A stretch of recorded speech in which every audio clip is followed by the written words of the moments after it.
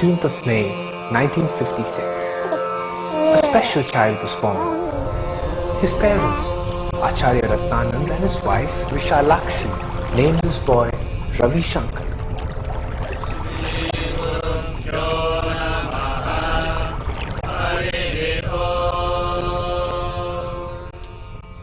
When he was 4 years old, much before he could learn to read or write, he recited verses from the Bhagavad Gita.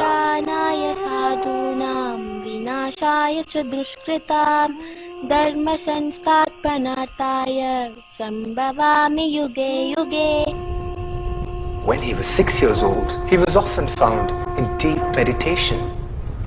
He showed keen interest in the Vedas and thus began his Vedic studies under his first teacher, Pandit Sudhakar Chaturvedi. When he was in school, little Guruji would often tell his friends, "All over the world, people are waiting for me, and one day I will visit them." But most of them would tease and laugh at him. They also went to an extent of writing London on the toilet door. Little did anyone know that not just London, but people from more than 150 nations were waiting for him. In 1973, from St. Joseph's College, Bangalore, he received a bachelor's degree in physics. After his graduation in 1977, this young man, with a sincere urge to make a difference in this world, started to travel widely. During the years of his travel, he spent some time with Maharishi Mahesh Yogi.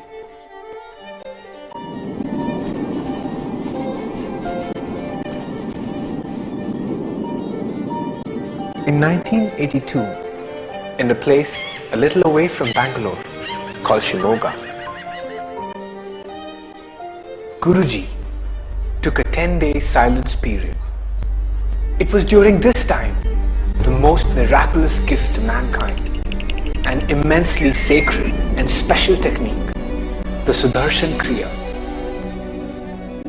was revealed to him. Legend says, when he came out of that room, he held Pitaji's hand and said, "Come, come, we have a lot of work to do." The first course he taught was in Shimoga, near the beautiful Jog Falls, where people experienced the magic of Sudarshan Kriya. His communication with the participants happened through silence, and when he spoke, many felt that they had already heard what he had to say.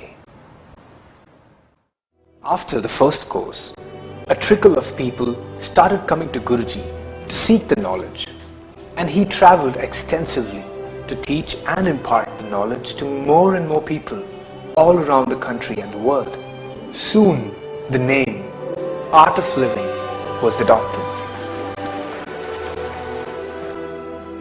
The trickle started to increase, and Pitaji's house couldn't accommodate them anymore.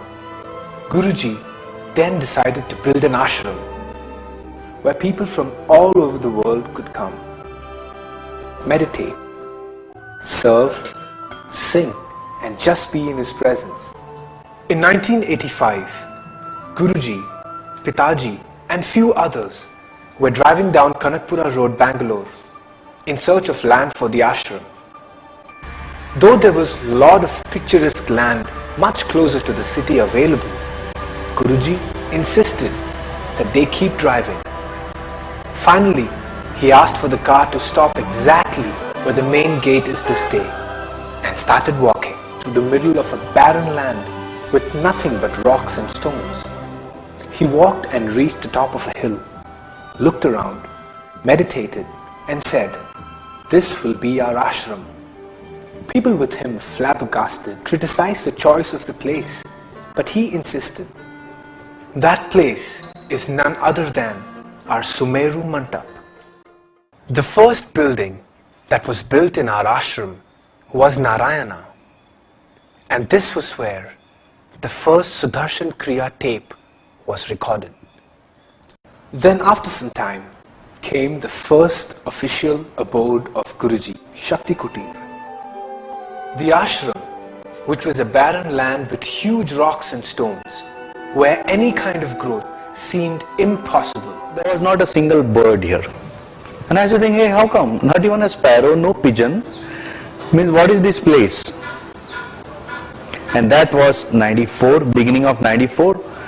And today we have more than 50 varieties of birds here, the biodiversity that has come up here. So human beings are not the only ones who grow here. This is a place where life grows. Shram means effort, and ashram means a place where things work effortlessly. So it's as simple as that. Today, the ashram is paradise. And over the years, many more features and buildings have come up.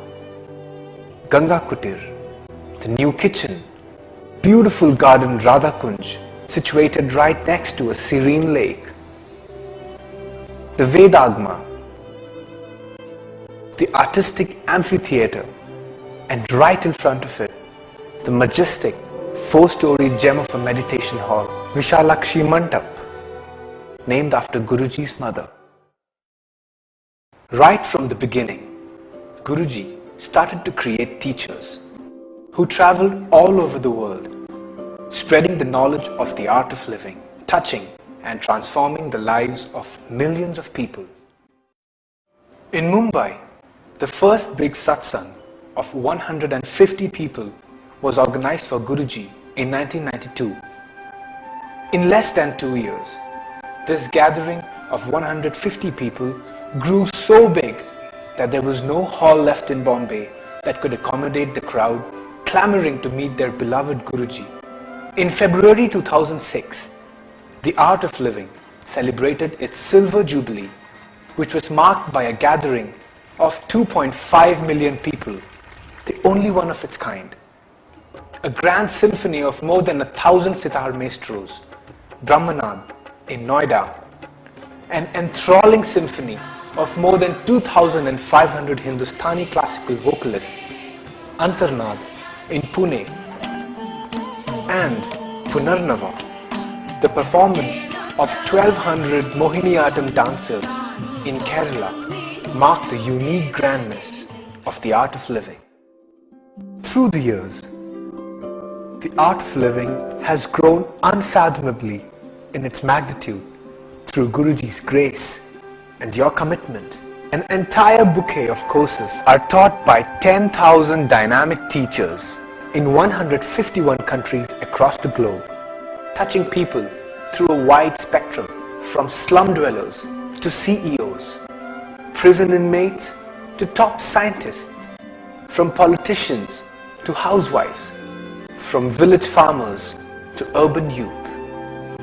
We have grown from a small Veda school to a huge multifaceted organization spanning the entire globe, from a rocky barren land to a beautiful green paradise, from a gentle trickle to a flood of millions. And this is just the beginning.